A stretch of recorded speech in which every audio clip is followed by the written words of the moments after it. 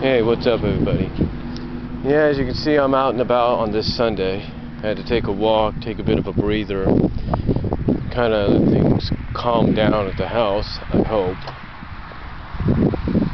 But I thought I'd do a little bit of a video. You see, Natalie, and Natalie, and she spells her name Natatlea,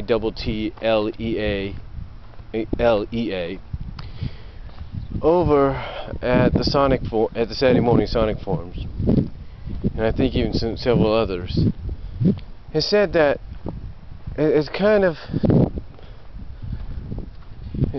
said to me that I have not proven myself to be middle grounded. In other words, I've not really kind of presented a case as to why I'm in the middle, like a lot of people are. Well, she does have a point. I mean, I'm not going to hide the fact that she doesn't have a point. She does. I may not sound like it, and it may not seem like I'm middle grounded in the eyes of some, but believe me, I am. But she does have a point. Even though most of my arguments, videos, and Dragon Natural Speaking typings, or hand typing typings, if you will, have been kind of, or even my copying and linking of certain posts and everything have been kind of one-sided, I've decided, you know what, maybe I do need to give a bit of an argument, or need to give a bit of a rebuttal, if you will.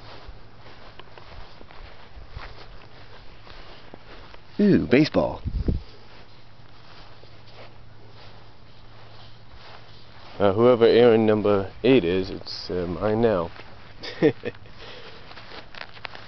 Put that in the pocket. But, you know, she kind of brings up a good point with me. I mean, sorry about that. When you find a baseball and nobody claims it, there you go. Anyway, you know, she kind of called me out, I guess you could say. So I thought about it, and you know, I realized maybe I do sound a little one-sided. And you know, you honestly can't blame me. I mean, I'm one of those people that is kind of a long-time fan. That okay, hey, I'm perfectly fine with you turning a character into a villainess or something like that, and if it's to get that character over, that's fine. That's fine. You know, do what you have to get that character over. Kind of get some new development if you have to for that character. And you know, I'm perfectly fine with that if it's just like for a few issues, maybe, if not just for one story, one issue. I'm perfectly fine with that. You know, because it shows that not everybody, not all the good guys are invincible, if you know what I mean. They're not all perfectly intoned with who they are or what they stand for. They're all subject to weakness. They're all subject to change. That they could all easily be manipulated in the end.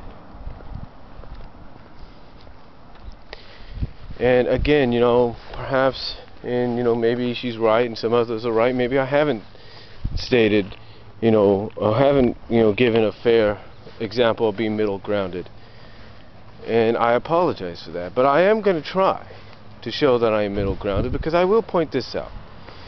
As much as I don't like what's happened to Sal as a fan, and as much as other fans don't like what's happened to characters like Antoine and Bunny, and you know, the list can go on forever, like Fiona back in 172. You know, I can understand how they feel about that. But when you think about it, you know, despite how you feel about Ian Flynn, and a lot of us, including myself, have given our own opinions about him, whether we respect the guy or not, whether we like the guy or not, we've given our opinions about him, we've given our criticism about him.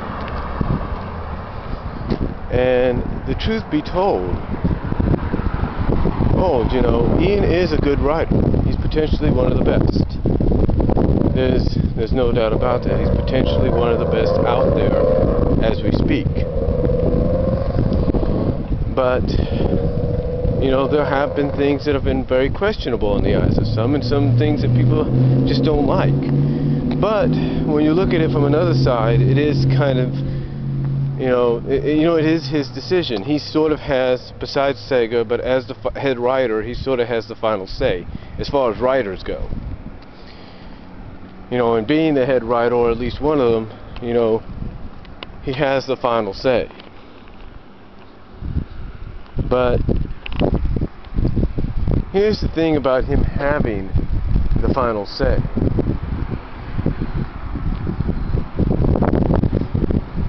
If you will.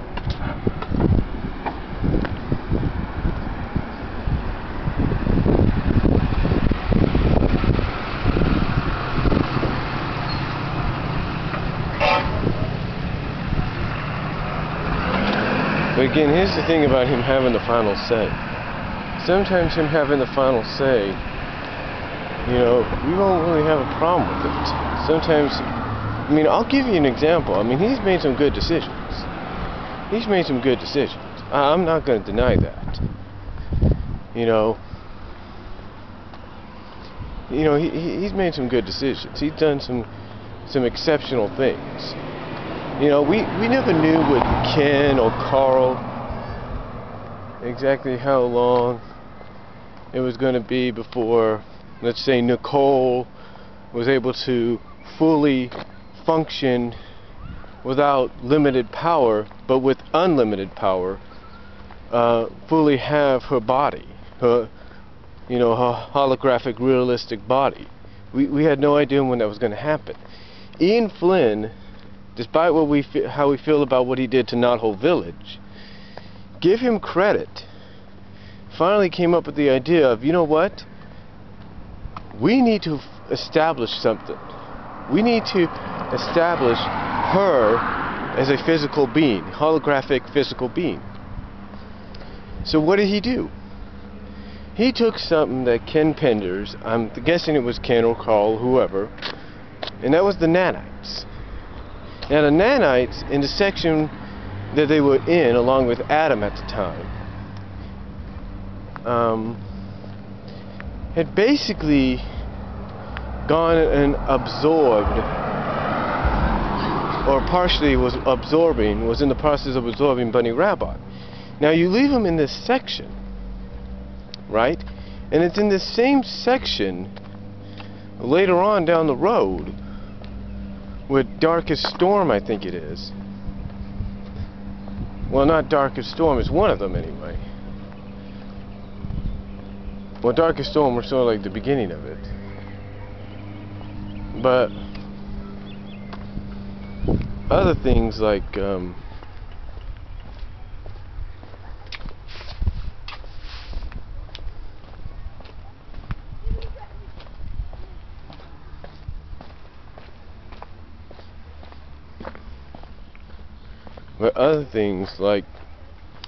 I can't think of the Darkest Storm. It was something. It basically involved the last appearance of Tommy Turtle, which many fans are thankful to Ian for. But anyway, like I'm trying to say, at least he provided an answer to the nanites after that situation with Tommy Turtle, Adam, and the nanites, where Adam got destroyed and all that. So it kind of provided an answer to that. It was like, okay, you know, what happened to the nanites? We know Adam controlled them, but now Adam's gone. And we know this section is kind of abandoned and everything, so what happened? Well, give Ian credit, he provided us with the answer on that one. He had Nicole take control of the nanites and rebuild a new Mobotropolis, which is now kind of corrupted, which many fans kind of agree, cool with, and fans are not. But I give him credit for that, because at least he found an answer to not only did he find another purpose for the nanites, but he also found another purpose, you know, for Nicole to finally physically have her body without limitations.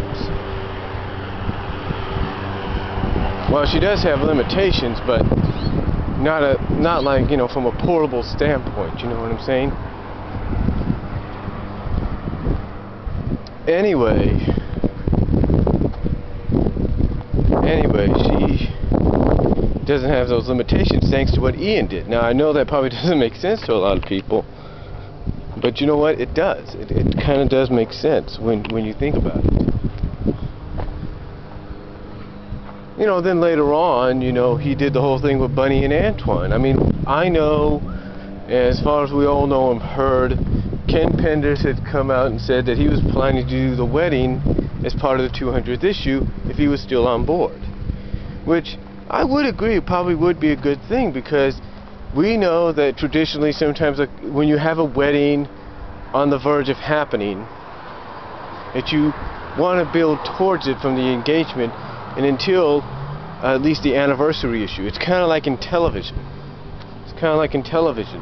If you know the characters are engaged, if you know the characters, the main lead female and male are engaged to be married at the end of the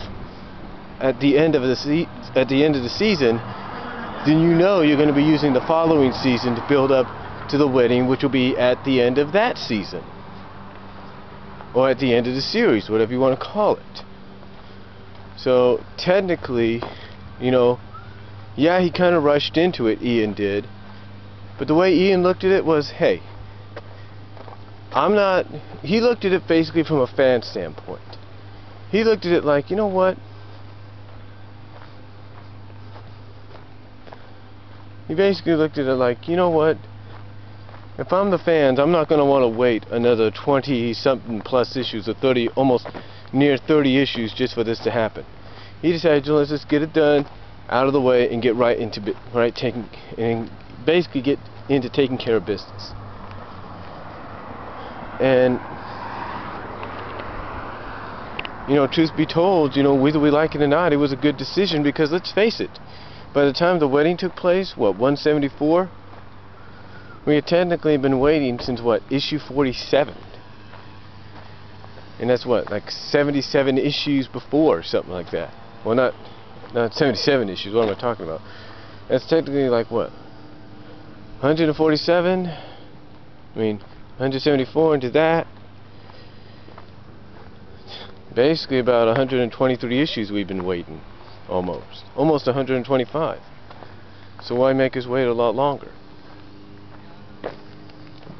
See, that's the question. Why make us wait a lot longer than usual? And again, I'm sure Ian looked at that from a fan's perspective.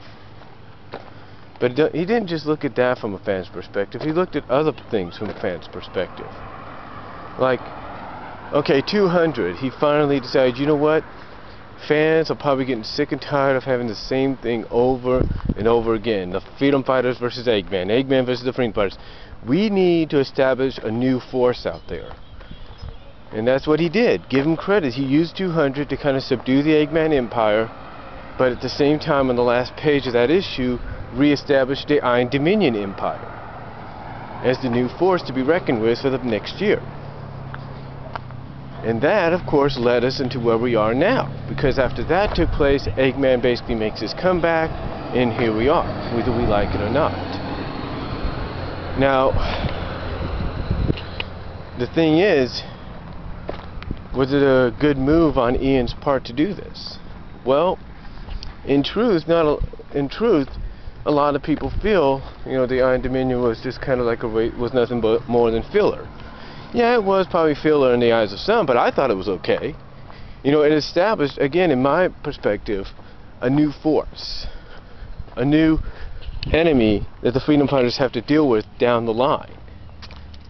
An enemy that can actually cause trouble for them, whether they like it or not. An enemy that can actually, through the power they have, control anything cybernetic. I mean, take a look.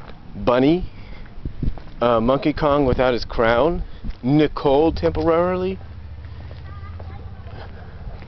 I mean, it just proved to me and to everybody else that the freedom fighters were bound to face villains who were more powerful, and in a sense